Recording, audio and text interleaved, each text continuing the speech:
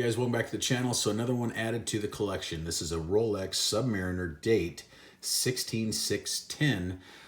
Got it from CW Watch Shop. I will have a link in the description below. You guys can check them out for all your high-end luxury timepieces.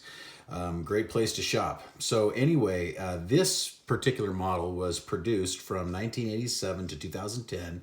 It had a 23-year production run. Very good, in my opinion. I think if you're going to go for a date sub, this is probably the best. Had the longest production run out of all the date subs, and it has a lot of that old Rolex sub DNA because you have the 5-digit case. It doesn't have the maxi big lume plots or the big bloated case. This is, more in line with the original subs, and also it is kind of like a neo vintage now. This one is a 2002 model, but it does have a Swiss made dial, so you have some of the new and some of the old with this one. What I really like about it is it has pierced lugs, which the Holes cases stopped in 02, so this is pretty much the last years of the Holes case. Which I like. I love the Holes case. I have that on my Explorer 2, and I've had it in the past with other watches. And you're able to change the straps out very easily. And I really wish that's something they could bring back. But I think it's a very nice feature. So, of course, the dimensions on this is a 40 mil from side to side, about 48 millimeter from lug tip to lug tip. And then our thickness is coming in at 12.8 millimeters thick, and we have 20 mil lug opening, okay? This is a solid in bracelet, hollow links though, okay? Hollow center links, which, it's the way it is. I'll be honest, everyone kind of rags on these older Rolex bracelets, but I actually like them because they're not very heavy, and they do the job on the wrist. This one has a diver's extension, of course. You just push the little button here. There's like a little circle. You can see it just pops right out, and then there you go. There's your diver's extension. So plenty of micro adjustment here, you know what I mean, for any wrist size. On my 7.5-inch wrist, it fits very well. In fact, this is probably my favorite fitting Submariner, favorite looking Submariner. I like the date. I use the date all day long at work. So for me, I love the no dates, don't get me wrong, but the date sub is my favorite. Now, it's of course this is in beautiful 904L stainless steel, sapphire crystal. You have that Cyclops. Some people take it or leave it. I love the Cyclops. I can actually look down and see the date perfect, and that's why I like it. It's running the 3135 tried and true Rolex in-house movement, 31 joules, 48-hour power reserve, has a full balance bridge, free sprung balance, and Breguet overcoil. This is probably one of the best timekeepers, in my opinion, this movement. Or even any variant. I mean, even if at the 3185 GMT model, which is in my Explorer 2, also a really good timekeeper. So these movements, the 3135 variants, are proven to be exceptional timekeepers. And that's one of the reasons that draws me to Rolex, because if they're properly adjusted, these things will always be super accurate. This one, for instance, let's put it on the time grapher, I will show you. It is keeping amazing time. Let's get this in frame here. Yeah, there we go. So, of course, 28,800 vibrations per hour. We're at a 0.1 beat error. Closest to zero is perfect. We have a daily rate of about +1, and yes, that's what this watch is about, +1. Since I got it a few weeks ago, it has been within a couple seconds plus per day, so I'm very happy with it. These kind of regulate themselves, you have them, I like to sleep with my watch, so if I've got this on, it may lose a little time, may gain a little time, but it's very, very accurate. So like I said, it's gained maybe a few seconds from the time I've got it.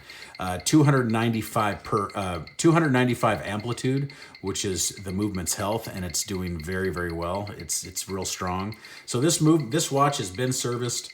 It has been polished. It's not untouched, unpolished or anything, but it's decent. It looks pretty good, and I'm happy with it. I do not have the Sea Dweller anymore. You guys are going to be like, why did you get rid of the Sea Dweller? Well, when I first got the 14060, it had the Swiss only dial. I liked it, but the case and everything was real rough, okay?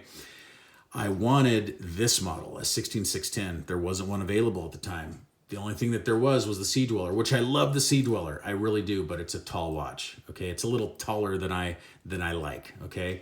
I love the dimensions of this particular model. So when this came available, I swooped on it, okay? So that's why it's here. So I'm very, very happy with it. It's gonna stay in the collection. I think it's beautiful. I've had 3 or 4 of them in the past. I had the tritium dials. I even had a Swiss only dial one too. And that's when they were trading at, $3,000 and $4,000. So this is 10 years ago or so. So now they're way up there. I mean, these are going in anywhere between $8,000 to $10,000.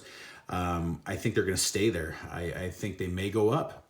Who knows? Especially with the new release, the 2020 model, which has a 41 millimeter case. And the lugs look a little more slimmed down on that model. So it looks good, to be honest. And that 41 millimeter doesn't really scare me. What I don't like, and which I think is just lame, is how they had to go to a 21 millimeter lug opening.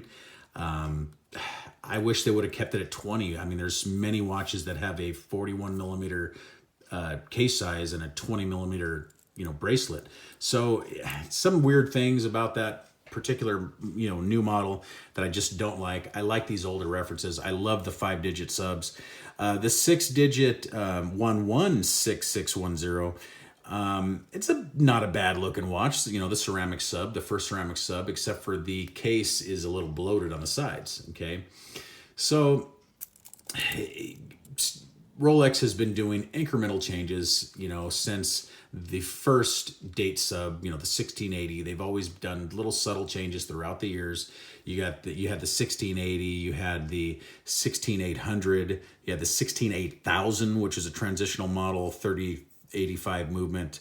3035 movement, which had a balanced cock. It didn't have a full balanced bridge. And then in I believe it was 1987. Yep, 1987. They came out with this model, which had the new 3135 movement, which is probably one of the best Rolex movements ever. And this went on until 2010. So the date subs have had great history. In my opinion, I think it's also a great watch to look at. Yeah, the original subs were no dates. But the date complication, in my opinion, is a great everyday complication that you need. When I have a no date watch, like when I had my 14060, all the different models the different ones that I had throughout the years wearing those, I always was looking down, oh shoot, I don't have the date. I have to check my phone or check the calendar or whatever. In my business, my line of work, what I do, I need to know the date every day. Even the Tudor Black Bay 58, that was a very cool watch, but it had no date. I like the date, so this for me is valuable. Okay, it works with what I do. It works perfect. So anyway, this is it, guys. The Rolex Submariner 16610, beautiful timepiece. Very happy with it. And you saw the old. You know what? Let's do a Lume shot. You guys probably want to see the Lume. This is Swiss Super Luminova, so Swiss made dial, so it's going to glow very bright, even though it's, almost a 20-year-old watch. But let's kill the lights here. You guys can see that, and then we will close. All right, there we go. So very good Lume. These things, the Swiss made dials, I mean, Super Luminova is good enough, in my opinion. It's perfect. So let's turn the lights back on.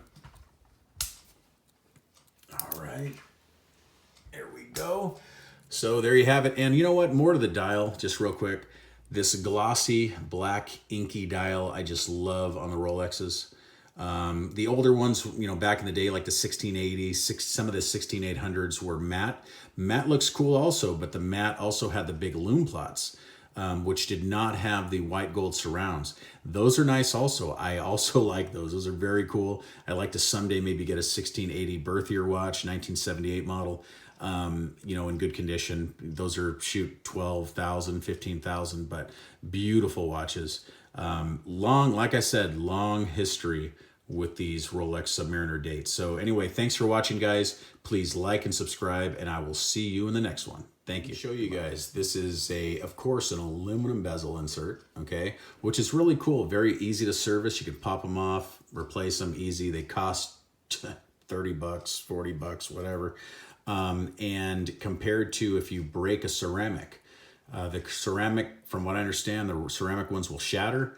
Some people say, I mean, there's been reports that it's happened. Some people say they're very durable and it doesn't happen. I guess you have to hit it hard enough. But the cool thing about these aluminum ones is you can replace them very easy if they scratch. This one is in very good condition. There's like no wear on it. And it's got a 120 click bezel. Very good bezel action. And I'm very happy with it. Lines up. Very nice. Okay, there you go. Just had to show you guys that. Thank you so much for watching. Please like and subscribe, and I'll see you in the next one. Thank you. Goodbye.